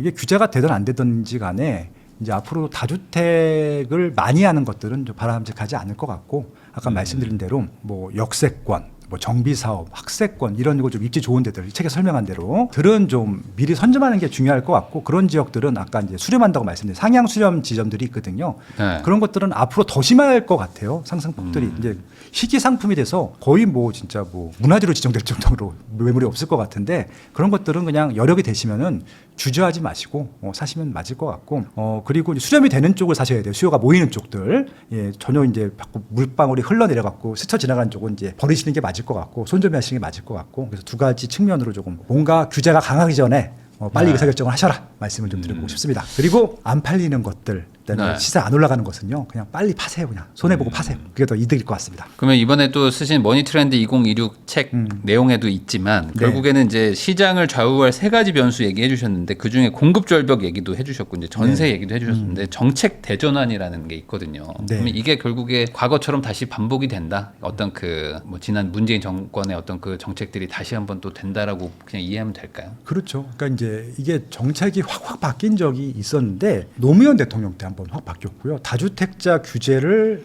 처음 받아본 거죠. 네. 예, 엄청난 충격이었어. 그때는 막 위헌이 나올 정도, 위헌이 나와서 결국은 그 종부세도 이제 개인별 과세로 바뀌었잖아요. 네네. 합산이었다가 환급도 받고 막 그랬던 분들이 많았었는데, 그러니까 시행착오를 겪었죠. 그리고 나서 문재인 정부 때 또 한 번 또 세계 규제가 나왔고, 이재명 정부는 규제를 안 한다고는 하겠지만, 2030년까지는 공급이 없어요. 이들이 이제 그냥 정책에 다 담았잖아요. 오죽했으면 공급 대책 하는데 5개 문항 중에서 2개가 규제 대책이었겠어요. 세금 규제 뺐는데도 정말 공급 부족으로 인해서 그 앞에 있는 부분들 뭐 공급 절벽이라든지 전세 올라가는 것들이라든지 아니면 그것들 때문에 반복적인 정책이 나올 수밖에 없다는 부분들인 것들이고요. 그래서 이것들은 이미 우리가 경험을 해봤기 때문에 2번이나 경험을 해봤기 때문에 선배들 얘기 좀 잘 듣고 책에 대한 얘기들도 한번 검토해 보시면 될 것 같고요. 다만 전략은 좀 달라져야 될 것 같아요. 예전에는 그래도 어떻게든지 간에 버티면 돈을 버는 경우들이 확률이 높았는데 이제 버틴다고 올라갈 수 있는 시장은 아니기 때문에 합리적인 포트폴리오를 좀 재구성을 해야 될 것 같다. 예, 그 말씀을 좀 드려보고 싶네요.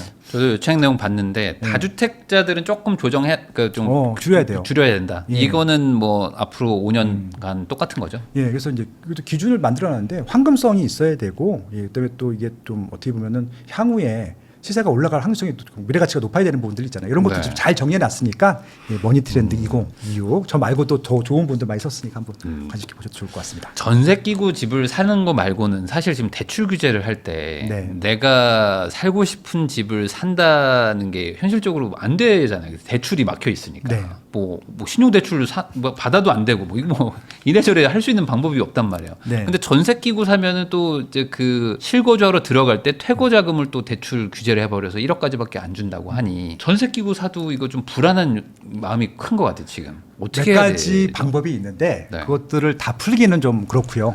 그러면 그럼에도 불구하고 갭 투자를 하는 게 낫다 이렇게 봐야 될까요 지금? 왜냐하면은 전세라고 하는 레버리지는 어마어마한 좋은 레버리지거든요. 제일 좋은 레버리지기도 하고요. 네. 그러니까 이제 이렇게 하기 위해서는요. 이거 하나만 딱 말씀드릴게요. 전세 레버리지를 활용하시는데요. 그러니까 좋은 상품이어야 돼요. 이건 네, 좋은 상품. 왜냐면 그러면은 저 퇴거자금 대출을 신경 안 써도 되겠죠. 뭐 전세가 올라갈 거니까 앞으로. 예, 그리고 또 바꿀 때도 미리 딱 세입자를 맞춰놓으면은 딱 네. 맞출 수 있으니까. 그래서 굉장히 좋은 상품, 환급성이 좋고 미래 가치가 올라갈 만한 수요가 많은 상품을 선택해야 된다. 그 말씀만 드릴게요. 예. 안 되면은 뭐 팔기도 쉽고, 그렇죠. 뭐 네. 전세를 당연하죠. 맞추기도 좋고 이런 물건들에 한해서 갭 투자를 하는 건 괜찮지만 너무 좋죠. 예. 그게 아니라면은 좀 조심할 필요는 있겠다. 그렇죠. 그건 지방도 마찬가지입니다. 네. 예. 아까 잠깐 말씀하셨지만 안 올라갈 것 같은 것들 싸게 팔고 뭐 이렇게 소위 말하는 이제 갈아타기를 하라는 얘기를 해주신 건데 네. 내가 가지고 있는 걸 도대체 얼마나 싸게 팔아야 되냐 이런 거에 대한 걱정들을 많이 하세요. 왜냐면 뭐 소식이 아예 없는 동네도 많거든요. 지금. 네. 사실 좀 거래가 될 만한 동네를 가지고 있는 분들보다 아예 거래가 안 될 것 같은 동네에 계신 분들이 더 많으니까. 그렇죠. 좋은 거 갖고 계신 분들은 고민이 없죠. 솔직히 말씀드리면 그래요. 이게 얄밉지만 네. 배가 아프지만 고민이 없습니다. 좋은 물건 갖고 계신 분들은. 뭐 압구정 현대아파트는 전세가율이 20%도 안 되는데 고민하겠습니까? 거긴 네. 원래 그렇게 됐은 상품이었으니까. 근데 지금 대부분 고민하시는 분들이 들고 있으면 안 되는 상품들을 들고 있는 거예요. 그냥. 네. 예, 그러니까 이것들에 대한 매도 전략이 필요한 거죠. 매도 전략은 다양하게 있습니다. 근데 물론 뭐 100% 확률은 아니지만 확률을 많이 높일 수 있는 방법들이 있는데 이것 방송에서 다 풀긴 그렇고요. 네. 뭐 하나 정도만 푼다고 하면은 입장을 바꿔놓고 한번 생각해 보시면 좋을 것 같아요. 내가 매도자면 이걸 사겠느냐? 아니, 매수자면은. 그러면 이제 안 살 것 같으면은 매수자를 찾아와야죠. 거기까지 말씀드리겠습니다. 그리고 그런 건 있는 것 같아요. 네. 그러니까 내게 회복되면 팔 거다. 뭐 네. 이 가격은 너무 싸요. 뭐 이렇게 생각하셔서 못 파는 게 있거든요. 근데 내게 회복되면 내가 살 집은 더 회복돼 있지 않겠냐. 네. 그것도 역지사지로 생각해봐야 돼요. 예, 그거는 그런 생각은 버리셔야 돼요. 그건 진짜 정말 초보들이 하는 생각이고요. 예, 팔 건 팔고 살 건 사는 네. 거지 접점을 맞춘다 이건 안 되는 거. 예, 그건 정말 힘든 포인트입니다. 그렇죠. 상급지에서 뭐 소위 말하는 하급지로 내려갈 때야 뭐 이렇게 할 수 있겠지만 네네. 뭐 그게 아니라 하급지를 가지고 있는 분이 뭐 소위 말하는 상급지로 간다는 거는 네. 딱 이렇게 맞기가 어렵잖아요. 그렇죠. 여기 이제 하향 수렴 중에서도 이제 학업지 가는 얘기가 나와요. 그래서 네. 이제 그건 조심하시라고 말씀을 드리는데 접점을 맞추려고 하지 마세요. 그거는 정말 필패할 가능성이 높습니다. 그런 분들도 있더라고요. 중간에 그냥 단기 임대로 살 각오하고 뭐 보관 이사 해놓고 네. 이렇게 집 팔고 뭐 사고 뭐 이렇게 그렇죠, 하시는 분들도 그렇죠. 많더라고요. 네. 이거 딱 맞추기가 너무 힘들어가지고 요즘에는. 그러니까 이게 아이러니한데 예전에는 이제 아파트라고 하는 게 결혼해서 애 낳고 행복해서 사는 사람들 용이었었는데 네. 이분들은 솔직히 이게 왔다 갔다 그렇게 몸테크 하거나 이사하기가 힘들어요. 근데 결혼하셨는데 애 없다. 난 솔로다 이러신 분들은요 할 전략 진짜 많아요. 예, 내가 들어가 중간에 가서 살아도 되고.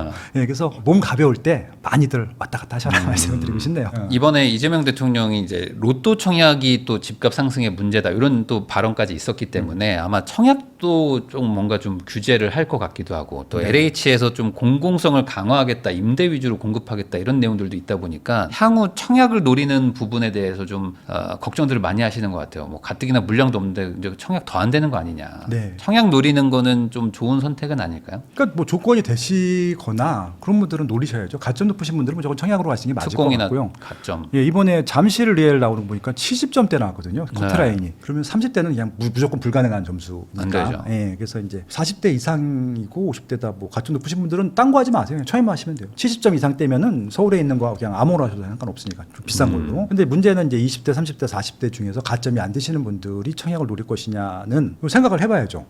내가 특별 공급으로 당첨될 수 있는 것들이 있느냐. 그러니까 지금 정부에서 하고 있는 것 중에 하나가 이게 정말 가점 높으신 분들한테 정말 황당하고 정말 싫은 일인데 예전에는 특별 공급이 이렇게 많지가 않았어요. 네. 지금은 그냥 뚝 잘라서 반이 특별 공급 이상이잖아요. 그래서 이게 가점 높으신 것들을 갖고 뺏어간 거거든요, 솔직히. 근데 이게 처음에는 특별 공급이 늘어날 때마다 반발이 심했는데 네. 하도 특별 공급을 많이 주다 보니까 이제 그러려니 하거든요. 그래서 혹시라도 정책적으로 특별 공급이 더 늘 수 있겠다는 생각이 들어요. 그러면 이제 처음 특별 공급이 추가되는 분야는 사람들이 잘 모르잖아요. 그런 것들은 노려보셔도 뭐가 나올지 모르겠지만 나올 것 같긴 하거든요.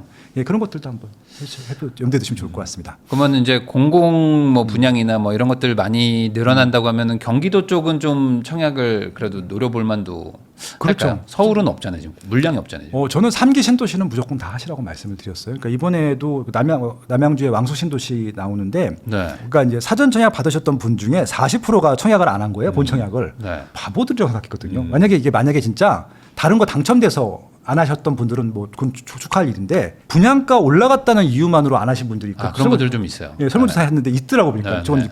그 LH공사 담당자분이 저도 이분들 왜 안 했을까요? 저도 이상하다고 뭐 그랬었는데 그분들한테 드리고 싶은 말씀 이제 다시 그 가격에 못 받아요. 4억 원, 5억 원에 어떻게 받아? 네. 오른 게 그 정도인데. 그렇죠. 예, 그러니까 그건 기회 놓치신 거거든요. 근데 그런 마인드로는 아무것도 못 해요. 놓치신 거예요. 이제 없어 이제 그런 기회는. 그러니까 그런 것들이. 이제 예. 서울 수도권 안에서 뭐 구평 기준으로 뭐 5억대 분양가는 뭐 불가능한 아니 거니까. 84 건축비만 5억이에요. 그러니까요. 84 땅값 빼고 근데 4억대 말 5억대 초반으로 분양하는데 그걸 안 받으면 어떻게 해요? 그냥 갖고 있다가 팔기만 해도 되는 건데. 방금 그 얘기해 주셔서 네. 반대로 여쭤보는 건데 서울 수도권 안에 보면은 구평 기준으로 네. 뭐 연식이 그렇게 오래 안 됐는데도 불구하고 지금 아직도 막 4억대들 막 5억대들도 있고 뭐 저기 동북부 네. 쪽 가면은 뭐 더 싼 집들도 막 네. 있고요. 그러니까 절대적으로 그 분양가보다 싼 집들 네. 이런 곳들에 대해서 좀 투자하려고 하시는 분들도 있어가지고 네. 이건 어떻게 보십니까? 이건 저 명확한데요. 예, 강의시간에도 많이 강조하는 일 중에 하나인데 이게 이제 신축들은 별도로 하고요. 구축이 있어요. 구축. 네. 10년 동안 시세가 안 올라간 아파트들일 거예요. 그건 갖고 있을 이유가 하나도 없죠. 네. 예, 간단한 거예요. 예, 그런 것들은? 그거는 뭐 10년 동안 5억이 안 돼. 그건 문제가 있는 거잖아요. 네. 경기도가 훨씬 낫죠. 그러면. 의정부, 저 경북권이라고 하면 의정부나 남양주나 구리 가는 게 낫죠. 차라리 그런 게 나을 수 있다. 네. 어쩔 수 없는 양극화는 이제 대세일 수밖에 없고 이게 앞으로 더 심해질 거라면은 굳이 이미 과거에서 증명한 건데 그렇죠. 그걸 괜히 희망으로 들고 있을 필요는 없다. 옛날하고 달라졌어요. 선택을 못 받습니다. 이 아파트이기만 해서 오르는 것은요. 네. 10년 전에 끝났어요. 그 이후부터는 아파트라고 안 오릅니다. 좋은 아파트여야 오릅니다. 네. 입지가 좋거나 상품이 좋거나. 그러면 결국에 기본적으로 이번에 만약에 집을 사신다고 하면은 좀 뭐 한 4년 정도 텀으로 보고 사야 될까 아니면은 한 10년 정도는 좀 잡고 내가 좀 중장기로 가지고 갈 만한 거를 미리 좀 약간 뭐 무리하더라도 사야 되는지 이게 좀 판단의 기준일 것 같아요. 근데 이게 뭐 정답이 있는 건 아니라서 내가 여력이 되면은 그냥 평생 갖고 가는 거 사시면 돼요. 압구정 현대아파트 가신다. 그냥 사셔야지. 근데 네. 이제 내가 돈이 없어. 현실적으로. 나는 지금 총 재산이 몇 천만 원이야. 네. 이런 분들은 작게 시작해야죠. 그러니까 이제 계약금 걸 수 있을 정도로 시작을 하는 거죠. 뭐 그러면 경기도나 인천에서 시작하셔야 돼요. 네. 그렇게 시작하셔가지고 계속 갈아타기를 짧게 가셔야죠. 이거는 한 2년도 좋아. 4년도 좋고. 네. 그렇게 해서 계속 짧게 치시고 바꿔 타시면서 올라오셔야죠. 상급지로. 근데 대부분 한 10년 정도를 생각하시다 보니까 아예 시작도 못 하시는 것 같아요. 아, 이런 집을 내가 사서 이게 올라가나? 뭐 돈을 버나? 뭐 이런 걱정도 하시고. 이거는 이제 워렌 버핏이 얘기했어요. 예, 그러니까 네. 작은 성공을 많이 반복하라고. 예, 이건 좀 성공을 몇 번 반복하시는 것들로 좀 중심을 두시는 게 맞을 것 같고요. 네. 10년 후를 보겠다라고 하는 것은 좋은 아파트였을 때. 예, 그러니까 그건 저 어떤 의미냐면은 무리하라는 얘기예요.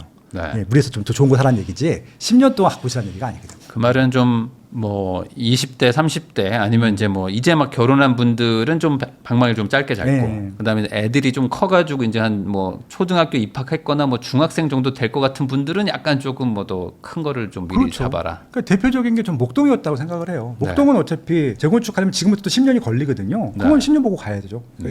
대신 목동은 10년 동안 우리 아이들이 초등학교, 중학교, 고등학교를 보낼 수 있으니까 그런 건 그렇게 가야죠. 그러면은 지금 같은 상황에서 결국에 이제 뭔가 배틀을 짧게 잡고 싶어도 또 양극화가 일어난다고 하니까 소위 말하는 서울의 뭐 그 좀 나름 그래도 택지지구로 잘 조성되어 있는 뭐 서울 인접에 뭐 이게 경기도권들도 뭐 4억대들도 많이 있잖아요. 뭐 예를 들면 삼본이라든지 뭐 안산도 막 그렇고 이런 데를 내가 살 수는 있는데 사고 싶지 않아 하시는 분들이 지금 많아요.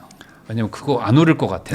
이런 생각들을 하시거든요. 근데 네. 결국에 소위 말하는 풍선 효과 이런 것들이 시간이 걸리지 일어난다고 봐야 될까요, 이번에? 일기 신도시가 지금 좀 애매한 시기가 돼요. 네. 왜냐하면 이제 재건축이 되면은 올라갈 것이고 안 되면 못 올라가거든요. 그래서 지금 선택을 잘 하셔야 됩니다. 일단 분당, 그러니까 이게 정책적으로도 판단을 하게 해줄 수 있으면 좋을 것 같은데 만약에 분당에서 실패하는 단지들이 나오잖아요. 네. 재건축이 안 되거나 시세가 안 올라가면 다른 지역들은 볼 필요도 없어요. 그래서 이제 아마 더 많을 것 같고요. 뭐 삼본, 중동, 평촌도 마찬가지고 일산도 정말 고민스럽거든요. 일산은 가장 큰 적이 지금 파주, 운정이랑 덕양구 쪽에 있는 신도시들이거든요. 네. 예, 그래서 여기는 재건축이 안 되면은 가격 안 오를 것 같아요. 서울도 안 올라가면 당연히 완전 끝적이니까. 네. 그래서 이제 선별하셔야 된다. 정비 사업이 안 되면은 거기는 선택하지 마셔라. 말씀드리고 네. 싶네요. 가능하면 좀 연식이 좀 괜찮은 것들, 좀 신축급에 가까운 것들 위주로 보유를 하는 게 그나마 그렇죠. 예. 낫다. 괜히 네. 개발을 노리고 했다가 또 안 네. 될 수도 있으니까. 특히 나이 드신 분들 있잖아요. 네. 제가 요즘 이제 제 채널은 60대 이상 분들 많이 오시는데 그냥 하지 말라고 말씀드려요. 그건 재건축 이런 것들. 예, 아예 그냥 신도시. 아, 이쪽 도심 쪽은 상관없어. 어차피 시세가 네. 올라가니까. 근데 신도시는 재건축이 될지 안 될지도 모르는데 그거에 베팅하시는 분들이 있거든요. 이거는 20대, 30대 분들한테는 한번 해보라고 하는데 60대 이상 분들은 하시면 안 될 일일 것 같아요. 그런 것들까지 좀 고려해가지고 좋은 선택을 할 때가 됐다. 이렇게 정리할 수 있을 것 같습니다. 지금까지 스마트 튜브의 김학렬 소장님 모시고 최근 부동산 시장에 대해서 이야기 나눠봤고요. 요 내용들 잘 고려하셔가지고 투자에 좀 도움 많이 받으셨기를 바라면서 저도 소장님하고 인사 나누도록 하겠습니다. 오늘 나와주셔서 감사드립니다. 네, 고맙습니다. YTN 고종환 TV 운영하고 계시죠? 고종환 원장님하고 이야기 나누고 있는데요. 그러면 이제 조금 뭐 또 실무적으로 그래도 이제 저희 채널은 이제 재테크 이제 뭐 집을 사고 싶고 뭐 갈아타고 이러고 하시는 분들이 이제 많이 보시니까 그러면 지금 시장 상황은 이번 97 대책이 나왔지만 조금 뭐 아쉬운 부분이 있어가지고 뭐 지역마다 다르겠지만 수도권 쪽은 좀 상승세가 있을 수 있다. 유지될 가능성이 그럼 이런 상황이라면은 전월세도 좀 지금 불안하잖아요. 그렇죠. 무주택자 입장에서는 지금 뭐 굳이 기다려서 좋을 건 없는 상황. 아, 이라고 봐야 되는 거 그렇죠. 아닌가요? 지금 가장 고민 있는 분들이 이 무주택자죠. 네. 무주택자 중에서도 두 부류가 있는 것 같아요. 하나는 젊은층, 특히 네. 신혼부부나 이런 분들이 이제 고민이 가장 크겠죠. 발등에 불이 떨어졌으니까. 네. 그리고 또 하나는 저처럼 은퇴자들이에요. 네. 예, 저도 지금 유료 상담이 많이 오는 게 이 두 부류 같아요. 그리고 함부르가 이제 1주택자 작은 걸 가지고 있는데 갈아타기 네. 상급지로 네. 요 질문은 크게 또 맞아요. 하나 더 보태면 다주택자 네. 나 이제 어떻게 해? 이재명 좀 그 세금 폭탄하냐? 이제 이런 질문이 저한테 이제 실전 사례가 많거든요. 근데 세금 이제 증가가 이제 예상된다면 다주택자들은 좀 정리해야 되는 거 아니에요? 그죠. 그거는 하나씩 볼게요. 우리가 지금 장 대표님이 네. 우리 무주택자 젊은 층의 입장에서 질문했으니까 네. 여기에 우리가 알아야 될 기초 필수 지식이 있어요. 우리나라 사람들은 한번 주택을 매입하면 평균 몇 년 보유할까요? 한 8, 9년 정도. 8, 9년. 네. 뭐 거의 정확하게 기억을 하는 게 10년이에요. 10년. 예, 최근에는 좀 10년, 10.7년으로 약 11년. 네. 이거 이제 국토부가 이건 비밀 자료 아니고 주거 실태 조사를 해요. 네네. 그러니까 2023년을 조사해서 작년에 발표한 거예요. 그러니까 올해 게 나오면 내년에 나올 수도 있을 것 같은데 네. 어쨌든 2025년 거는 아니에요. 2024년에 대략 뭐 그 정도. 예, 그랬대요. 네. 그러니까 여러분 이렇게 알아야 돼요. 알면 좋아요. 전세를 살면 3.4년이에요. 네. 그러니까 내 집에 사는 사람은 10년에서 11년이다. 10.7로 그렇게 기억을 합니다. 이게 굉장히 중요해요. 내 집을 마련할 때. 네. 그리고 두 번째는 10년 주기설이 있다는 게 우연이지만 이게 딱 맞물려 있어요. 그러니까 언제 내 집을 해야 될까가 이 두 가지의 사이클 통계를 보면 해답을 얻을 수 있다. 이제 사람마다 막 각자 막 무조건 사야 돼요. 이럴 수도 있지만 그렇게 하는 게 아니다. 네. 그런 면에서 올해는 2014년부터 올랐던 집값이 사이클부터 얘기할게요. 2021년 10월에 고점을 찍었어요. 그리고 쭉 내렸어요. 그리고 2023년 6월에 저점 서울 얘기예요. 네. 저점 찍고 지금 올라가고 있어요. 바닥 찍었어요. 네. 막 찐바닥이 안 왔다 가는데 그거는 굉장히 무지한 얘기예요. 찐바닥에서 30%가 올랐는데 네. 예를 들게요. 제가 잠실에 살기 때문에 엘스 아파트 제가 이거는 샀다 팔았다 저희 주변이 많이 해서 그래. 네. 이게 지금 2021년에 29억 원 했던 엘스 아파트 34평이 정확하게 2023년 6월에 18억 6천을 찍어요. 그리고 지금 33억 해요. 지금 이랬는데 바닥이 아니에요. 지금 얼마 올랐어요? 19억 곱하기 13억이 올랐죠? 14억. 정도. 14억이 올랐는데 아니 바닥이 아니라니까. 이러면 그 정말 이건 말이 안 돼. 근데 그런 소리를 하는 진짜 얼치기 전문가가 있어요. 그래서 이 사이클 이론을 거듭 얘기해요. 네. 요거는 100% 맞는 거는 아니나 우리가 1986년의 통계를 보면 한 번 오르면 계속 오른다 이거 아님. 네. 그 다음에 한 번 내리면 또 계속 내린다 아님. 그럼 어떻다고? 경기 변동 부동산 사이클이 있고 우리나라는 약 10년 정도를 이거 오를 때는 5, 6년 오르고 내릴 때는 4, 5년 네. 그리고 주기로 보면 9년에서 11년이더라. 그래서 그냥 얼추 10년이다 이렇게 말해도 큰 차이가 없는 거죠. 네. 지금 그렇게 올랐어요. 그 전에 사이클도 똑같아요. 그래서 이 사이클을 생각하면 지금은 강남은 근데 신체에 비유하면 좀 가슴을 넘어선 것 같다. 그리고 이거 한국은행에서 발표한 중요한 지표가 있어요. 예, 우리나라의 집값 구간 그게 위험도 지수라고 있어요. 위험도. 제가 자주 보는 거고 이렇게 보면 현재 강남은 그러니까 정상 구간, 과열 구간, 위험 구간 이렇게 돼요. 네네. 가격상 그래프가 보기가 좋아. 네네. 그래서 지금 위험 구간으로 진입하는 데 있어. 그 위험 구간이 어디냐? 어깨라. 그러니까 신체 이건 제가 설명하는 거예요. 한국어는 그렇게 설명하고 있지는 않아요. 이제 그냥 위험 구간이거든.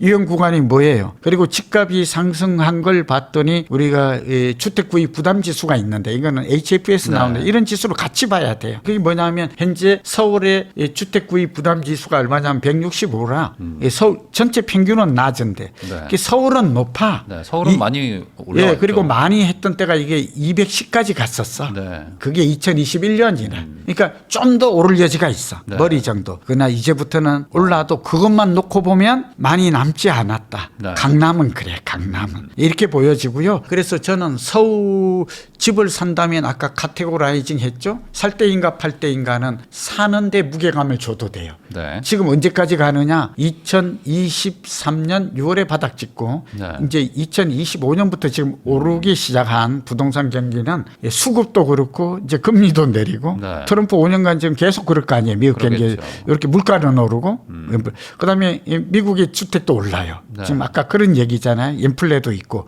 그리고 주식 부동 이런 시장도 유동성이 많아지면 돈을 많이 푸는데 이거 돈이 어디 갈 거예요? 전부 다 은행에 갈 거예요? 물가는 오르는데 돈은 휴지 조각이 되는 거잖아요. 네. 예, 그렇게 본다면 오를 가능성이 많아요. 그래서 서울은 금광구 그러니까 꼭 돈이 없는 사람 이거는 규제 지역이기 때문에 대출 규제 응감성 시면 안 되죠. 서울의 아파트 한 채가 14억인데 대출 6억 자기 돈이 8억이 있어야 되는데 이게 안 되죠. 그러니까 제 얘기는 서울에는 직주 근접 네. 많아요. 예를 들어서 할 수도 있는데 이 교통거리가 중요해요. 그러니까 말하자면 아까 3도심하고 7 우리 광역중심 네. 동그라미를 치고 그 옆에 가면 돼요. 그리고 집값이 많이 오르는 강용성, 마여목, 인근 지역 네이버훗 이펙트라고 그 옆에 가면 돼요. 네. 예, 그 옆에 뭐 멀리 고민할 게 없어요. 예, 부자 곁에 있으면 되는 거고 교통망이 좋아지는 지역을 그러니까 가급적 도심으로 가야 돼. 그림은 그려놓고 그 안에서 내가 직주 근접, 교육, 핵심이 있죠. 그다음에 고점 대비해서 많이 회복이 안 된 게 좋아. 예, 고점 대비해서 30% 빠진 곳들은 회복할 때 바로 가버려. 강남도 30% 빠졌거든요. 아까 네. 29억에 갔다가 18억 19억 갔다가 갔으니까. 그때 10억이니까 30% 떨어진 거. 그러니까 강남은 안 떨어진다고 말한 사람은 그건 또 그것도 어리석어. 떨어져요. 네. 근데 문제는 강남도 많이 오르면 많이 떨어져요. 그 대신 올라갈 때도 빨리 오르고 많이 올라. 네. 그 특성을 이해하면 굉장히 좋을 것 같다. 그래서 고점 대비 가격 대비해서 많이 떨어진 거 2023년 6월 대비해서 많이 안 오른 거 같은 개념인가 아시죠? 네네. 예, 요즘 호갱노노나 뭐 이런 거 다 알 수 있거든요. 네. 이거 5분이면 파악해요. 예, 그거 가면 돼요. 동일 지역에서. 근데 많은 분들이 이제 막 전고 좀 뚫고 올라가면 그런데 막 사고 싶고 횡보하면 안 사고 싶고 막 하시니까. 그런데 예 맞아요. 좋은 지적인데 그렇게 하면 안 되고 추이를 봐야 돼. 등락이 있고 전세 가격이 또 하나 본다면 전세 가격이 많이 오르는 걸 잡아야 돼. 전세가 많이 오르면 집값이 많이 올라요. 요것도 모르면 그런 지표를 안 볼 수가 있거든요. 아니 나는 집값 지표만 매매 가격 지수만 봅니다. 이러면 안 돼. 지금 꿀팁을 네. 전세를 같이 봐야 돼. 네. 그리고 정확하게는 공시지가 추이가 쭉 나와요. 부동산에 그 지번을 넣으면. 네. 그런데 이 공시지가 변동률은 이게 내재가치 변동률이라고 그래서 이건 굉장히 15가지가 반영이 돼요. 그러니까 땅값이 오른다는 거는 막 집주인이 좀 올린 거 아닐까? 감정평가사가 좀 잘못해가지고 올린 것 같은데 그런 생각은 쓸 데가 없어요. 추이를 보는 거니까. 예, 그런 지역들. 그다음에 여기다가 미래가치라고 말하는 제가 뭐 교통이나 산업단지나 뭐 이런 것들을 변화 요인이 굉장히 재건축 포함해서 그런 게 많다면 땅값이 올라갈 가능성이 많고 땅값이 오르면 집값이 올라. 요거는 진리예요. 네. 그래서 내 집 마련은 하시라. 내 집 마련 방법이 중요한데 그 첫 번째 방법은 자금과 남녀노소에 따라 달라요. 우선 첫 번째는 저는 돈이 아주 없는 사람이면 빌라 사라고 그래요. 도심. 아까 도심에. 그다음에 네. 역세권에. 거기에 하나 더 보태면 재건축이 되는 곳에 빌라. 이거는 그냥 진짜 묻지도 따지지도 마요. 뭐 가봤더니 허름하고 아파트는 비싸도 여기는 과연 그럴까요? 뭐 이런 고민은 경제학적이 아니에요. 아파트가 오르면 그 옆에 있는 땅값이 올라. 자기는 네. 자꾸 건물을 보고 막 여기 아파트가 오른다고 이 옆에 있는 이게 14배 오를까요? 뭐 이렇게 하는데 그건 몰라서 그래. 그건 땅값의 변화에 그 법칙이 있어요. 그다음에 이제 또 하나는 청약이 제일 좋겠죠. 말 안 해도. 그리고 특별 공급이 좋아요. 젊은 층은. 그러니까 노인들도 요즘 뭐 자녀 부양이라든지 네. 뭐 다자녀 뭐 이런 게 있잖아요. 어쨌든 모아가지고 가점제가 있고 추첨제가 있는데 민영이 있고 이제 공공이 있고 하니까 이것도 뭐 우리가 말한 임대주택을 갈 것인가 이런 거는 자기 계획을 세워야 돼. 뚜렷하게. 앞으로 이재명 정부는 공공임대주택이 굉장히 늘어날 것 같아요. 네. 그러니까 그러면서 할 건지 아니면 빌라라도 하나 잡고 그다음에 그 5억 이하의 공시가격 5억 이하의 빌라는 주택수에서 빼주거든요. 청약할 때. 네. 그러니까 그런 걸 감안해서 그것 때문에 안 사는 사람도 있어요. 네. 그러면 잘하면 재개발이 되어서 10년, 20년 후에 아파트가 하나 생길 수 있고 지금도 또 가질 수도 있잖아요. 네. 공 먹고 알 먹고. 그다음에 경매가 좋아요. 경매는 누구를 잘 만나야 되는데 그러니까 이렇게 경매나 공부를 해서 우리 부일남을 보고 하든지 뭐 저희 YTN 고종환 TV도 이제 경매 같은 거 좀 제가 원래 법대를 나와서 뭐 네. 어쨌든 경매나 MPL 물건이 내년에 경매하고 물건이 쏟아져요. 3배 이상 나와. 지금 10조 이상 나온다고 제가 네. 이제 은행에 뭐그 자문 고문위원을 맡고 있는데 거기서 얘기를 부행장이 해주더라고요. 내년에 와, 많이 나온다. 예, 지금부터 올해 하반기부터 내년 상반기까지 이미 뭐 연체하고 있는 건 뭐 데이터가 있을 테니까. 그렇죠. 그래서 자기들이 물건을 조사해봤더니 뭐 농협 자산관리도 그렇고 우리은행도 제가 이제 직접 굉장히 그러니까 싼 가격에 잡을 수 있는 기회가 오거든요. 그 다음에 이제 경기도 같은 데는 지금쯤이면 금매도 있어요. 그러니까 고점에서 많이 떨어진 거 신설 역사가 GTX 제가 볼 때 윤석열 정부가 아무것도 안 하고 그냥 발표만 하고 가버려서 그런데 이재명 정부는 할 것 같아요. 지금 교통대책이 이번에 97 대책에 나온 거 정 대표님 아셨죠? 네. 이제 빠르게 갈 것 같아요. 예, 그러니까 SOC를 뭐 밀어준다고 했으니까. 네, 저는 신안산사하고 월판사 지금 집값이 안 오른 게 서쪽이에요. 네. 예, 저 같은 경우는 저는 오르는 걸 절대 안 따라가요. 뭐 아까 말씀 중에 보면 고점을 찍으면 뭐 주식도 그렇게 흥분돼서 따라가는데 저는 좀 달라요. 그러지는 않아요. 예, 저는 제가 상담하고 이제 제자들 이렇게 하는 거는 요즘 동남 쪽으로 이렇게 개발축이 형성이 되어가지고 아주 확고해요. 성남이나 이런 쪽으로 네. 용인 쪽으로 확 가버려요. 그런데 아주 안 오른 게 서쪽이에요. 뭐 김포도 안 올랐고요. 네. 그쪽으로 그러니까 대표적인 예를 들면 월판선이 그러니까 인덕원 같은 데도 과천이 그렇게 올랐는데도 안 오르거든요. 그러니까 사당도 오르고 예, 인덕원하고 안양하고 저는 시흥 그다음에 안산 그다음에 거기에 뭐 의왕 이런 네. 지역이 생각보다 이게 서쪽 라인이거든요. 아직 뭐 거기까지 많이 안 갔어요. 예, 네. 저는- 평촌 정도까지밖에 그렇죠. 안 갔어요. 그런데 집값이 이런 지역 위주로 지역 선택 사는 적극적으로 내 집 마련 전략이 좋다. 한 3, 4년은. 그리고 10년 앞을 내다보면 지금 가야 돼. 예, 지금 막 내년에 어떻게 될까 이렇게 보죠. 그래서 아까 제가 10년 앞을 내다보면 서울은 2040년까지 올라요. 네. 그러니까 매년 오르는 건 아니지만 사이클이 있다고 전제하에 성장해요. 네. 서울의 성장력은 그 글로벌 도시 학자들이 쓰는 논문이 많아. 저는 그 논문을 네. 보고 있어. 서울뿐만 아니라 세계의 주요 도시의 성장 지표가 있어요. 그 10개가 있는데 그걸 보고 서울의 성장성은 2040년까지 간대. 그러니까 서울에 집값 가진 사람은 위기가 오거나 훅 떨어져도 네. 그렇게 놀랄 필요가 없어요. 충격을. 왜냐하면 어차피 우리나라는 위기가 와도 회복도 빠르더라. 그리고 서울은 공급이 부족하고 만성적으로 구조적 부족하고 서울에는 살려고 하는 사람이 많이 더 인구는 줄어들어요. 94. 그러나 앞으로 뭐더 생활 수요가 인구는 몰리니까. 예, 더 몰리기 때문에 예, 그거는 실질 수요는 있다. 그래서 집 사고 그다음에 내 집을 1가구 가진 사람은 이제 그 주거 사다리에서 상급지라는 말은 부동산 교과서에는 없어요. 부동산 교과서에는 핵심 입지라는 코어 로케이션이라는 단어를 그러니까 상위 계층, 상위 계층화, 계층 구조화 됐다는 말 좀 어렵죠. 네. 그거보다는 상급지라는 말이 훨씬 말을 네. 똘똘한 한 채처럼 잘 만든 것 같아. 그래서 저도 쓰는데 도심으로 갈 것. 아파트는 네. 새 아파트로 갈 것. 비싼 데 가급적 비싼 데가 좋은 데라는 건 검증이 된 거잖아요. 그래서 조금 34평 서울은 34평 강남은 40평 50평이 좋고 서울은 34평이 국민평형. 왜냐하면 인당 주거 면적이 얼마인지 아세요? 제가 자꾸 물어보는 게 시청자님들에게 기억을 좀 남기려고 모르는 사람 네. 많은데 우리나라가 한 39제곱미터까지 왔어요. 그러니까 약 한 36제곱미터. 이게 11평 정도 돼요. 네, 11평. 12평. 10평이 33이거든요. 네, 11평. 11평 정도 왔어요. 네. 인당. 그러니까 가족 수가 3명이면 34평이 맞는 거죠. 네. 그래서 그 대신 수도권은 25평이 맞다. 그러니까 소득과 가족 수에 따라서 맞춤형. 저는 맞춤형 대책을 좋아하거든요. 그러니까 지금 현재 그렇게 보면 서울은 34평을 가급적 사라. 강남이나 용산 이런 데는 40대가 재건축 신청하더라도 그게 네. 수요가 가장 많아요. 이게 실제 가격은 아예 60평, 70평이 더 높더라고. 반포주공 1단지나 네. 3단지 제가 가격을 이렇게 나오는 걸 보았거든요. 그랬더니 평당가가 좀 높게 나와요. 최상급지는 클수록 뭐 좋죠. 예, 사실. 그거는 희귀해서 그렇고 네. 또 앞으로도 공급이 없을 거고 돈이 있는 사람은 인당 주거 일본이 인당 주거 면적이 15평이에요. 미국이 20평이에요. 네. 물론 주거 문화가 약간 달라요. 우리는 아파트이기 때문에 공동이니까 좀 적을 수 있다라는 건 어쨌든 커지는 건 맞아요. 네.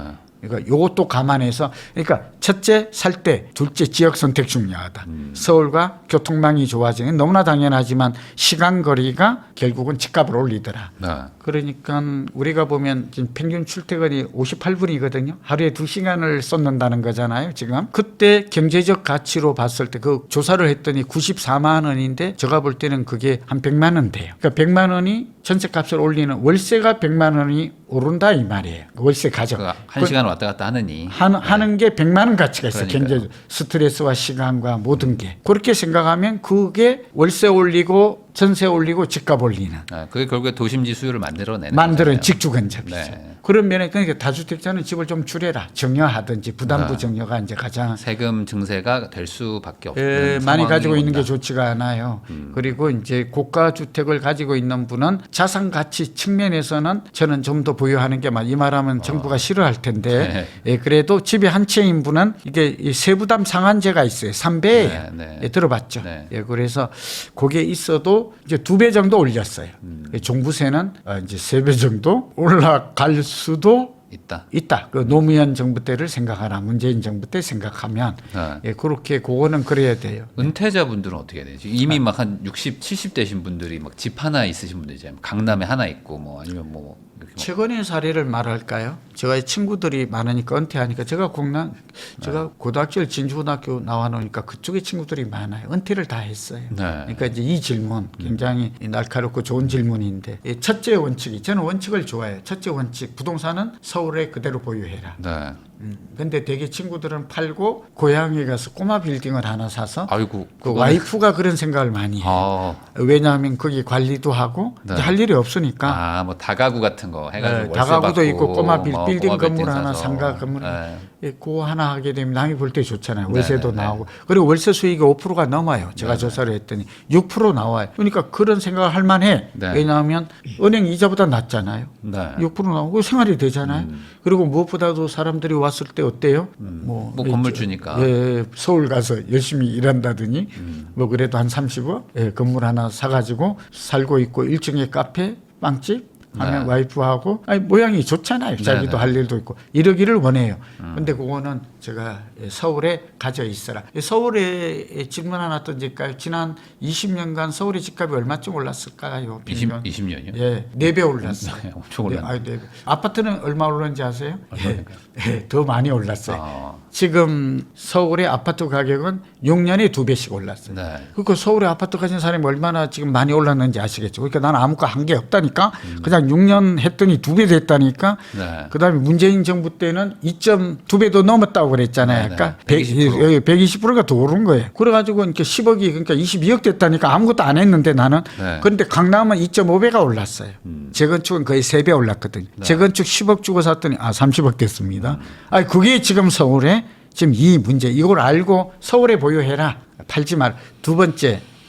그리고 그쪽에 갈 때는 그냥 전세 살아라. 그러면 10년 후에 가격이 2배 난다. 아까 제가 10년에 서울집이 2배 올랐다 그랬잖아요. 네. 그러니까 그래서 이 통계를 저는 통계밖에 몰라요. 머리가 좋지도 똑똑하지도 않아서 천재가 아니거든요. 그리고 이제 또 하나는 꼬마 빌딩을 사는 건 좋아요. 지금쯤. 서울 안에. 예. 네. 꼬마 빌딩은 개념이 많은데 50억에서 150억인데 저는 그렇게 봐요. 왜냐하면 이유가 있어요. 강남 동일 지역에서 아파트가 오르면 그 다음에 뭐가 올라요? 요거 검증이 됐어요. 네. 예. 빌딩으로 가요. 빌딩으로 오피스로. 가죠. 네. 그러니까 금리가 내리고 경기가 좀 좋아진다는 우리가 지금 0.8이거든요. 네. 성장률이. 근데 지금 내년에 1.5 정도 될 거라는 게 한국은행의 전망이에요. 그리고 이재명 정부는 또 여기 속도를 내겠대요. 어쨌든 네. 물론 뭐 노란봉투법이니 노조법 이런 건 또 막제예요. 저는 잘못됐다고 보는 건데 어쨌든 뭐 저의 의견보다도 전체적으로는 어쨌든 경제가 좋아져야 주가도 오르는 거죠. 경제가 안 좋은데 펀드멘이 좋아질 리가 없죠. 네. 예, 그래서 꼬마 빌딩이라든지 상가 건물 저는 상가주택 매니아예요. 이 세금 문제 가면 좀 다르기도 한데 어쨌든 거기 거주도 할 수 있고 노후에 지금 월세가 중요한 거잖아요. 그러니까 쌀 때 지금 싸니까. 그러니까 서울 안에 다가구 같은 이제 다가구도 상가주택을 좋아요. 사는 것도 다가구가 괜찮다. 매력적인 게요. 네. 을주택자니까. 진짜 이 말은 조심스러운데 우리나라도 다시 제2의 IMF 서브프라임 모기지가 온다는 확률은 한 30% 돼요. 네. 그러니까 지금 제가 아는 워낙 저하고 가까운 서울대 교수, 강원도 교수 몇 명이 막 계속해서 이제 곧 망한다고 하니까 저도 사실 유튜브 보고 네. 예, 전화를 했어요. 예, 해서 진짜 보니까 그렇게 생각하더라고요. 그래서 이게 그래서 아까 제가 우리나라의 거시경제 지표, 글로벌 지표, 경제 위상을 보면 5개를 보면 정확하게 압니다. 네. 예, 아주 위험하지도 아주 안전하지도 않습니다. 그러니까 그 말에 대해서는 저는 좀 반대다. 그러니까 외환보유고가 4,200. 물론 여기에 금이 좀 없어. 이게 다시 좀 정리하면 저 같은 경우는 완전 나라가 지금 망할 거다라고 보는 저의 친구들이 많아. 네. 막 뭐 전자회사 사장도 있고 통신회사 사장도 있고 제가 삼성에 오래 있었잖아요. 그리고 LG도 좀 있었고 한국통신. 이 사람들은 망한다 그러면 제일 좋은 게 뭐냐면 직주 근접에 다가구라. 네. 단독이 아니에요. 왜 그럴까요? 그렇죠. 월세로 다 몰려요. 다 망해서. 나라가 진짜 망하면 뭐 다들 집을 줄이죠. 아파트는 그냥 이제는 폭망해. 그 말이 맞아. 그럼에도 불구하고 다가구를 사는 사람은 위험을 줄일 수 있어. 그러니까 불황에 강해. 근데 멀리 가면 안 돼. 직주 근접. 서울 젊은이. 안쪽에서. 그리고 위기가 오면 근무 강도가 높아지고 구조 조정을 하기 때문에 안 쫓겨나려면 회사 옆에 붙어 있어야 돼. 자, 네. 좀 이해됐죠. 이게 선진국에서 우리나라 IMF 때도 이게 검증이 됐어요. 제가 직접 경험했잖아요. 이때 월세는 안 내려. 땅에서 살 수는 없잖아요. 길에서. 그래서 어떻게 돼요? 와, 이 다가구 수요가 도심에 이건 월세 그래가지고 오히려 이게 자기 위기가 왔으면 좋겠다고 생각하는 사람이 많아. 월세가 더 높아가. 네. 그러니까 오늘 하고 호황에 강한 부동산이 있고 불황에 강한 부동산이 있다. 그리고 은퇴자들은 불황에 강한 부동산으로 가라. 또 하나는 서울에 30억을 팔고 최근에 저는 병원이 중요해요. 구로 안 하면 왜냐하면 서울대 5대 병원이 빅5가 있어요. 그건 비싸. 근데 어쨌든 서울에도 병원도 보면 그 옆에는 그러니까 구로 안암병원도 좋아요.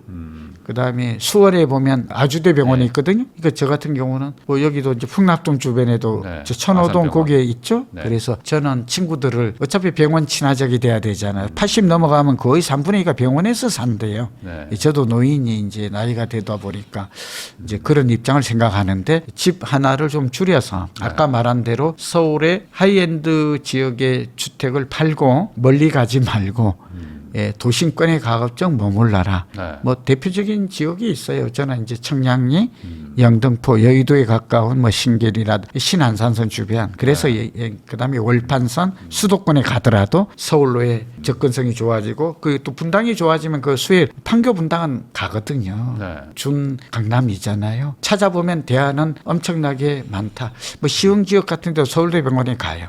그 월판선도 지나고 뭐 시흥을 일부러 띄우려는 게 아니라 예를 들면 네. 뭐 거기 집값이 굉장히 고점 대비해서 한 40% 빠졌어.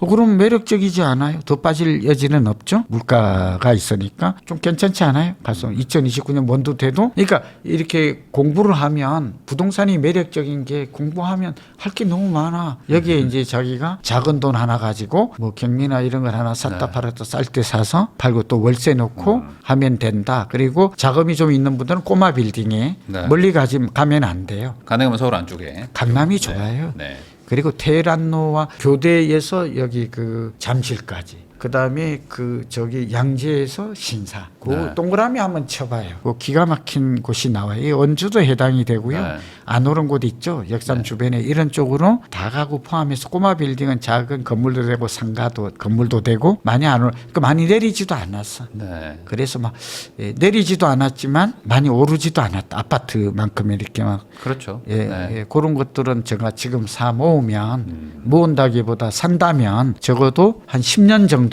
계속 오르는 건 아니지만 금, 은 못지않게 수익이 나지 않을까 저는 그렇게 봅니다. 지금까지 한국자산관리연구원장님이시자 또 YTN 고종환 TV를 운영하고 계시는 고종환 원장님하고 부동산 시장에 대해서 뭐 기초부터 뭐 다양한 이야기 한번 나눠봤습니다. 이 내용 잘 참고하셔가지고 좋은 선택하시기를 바라면서 저도 원장님하고 인사 나누도록 하겠습니다. 오늘 나와주셔서 감사드립니다. 네, 건강하고 행복하십시오.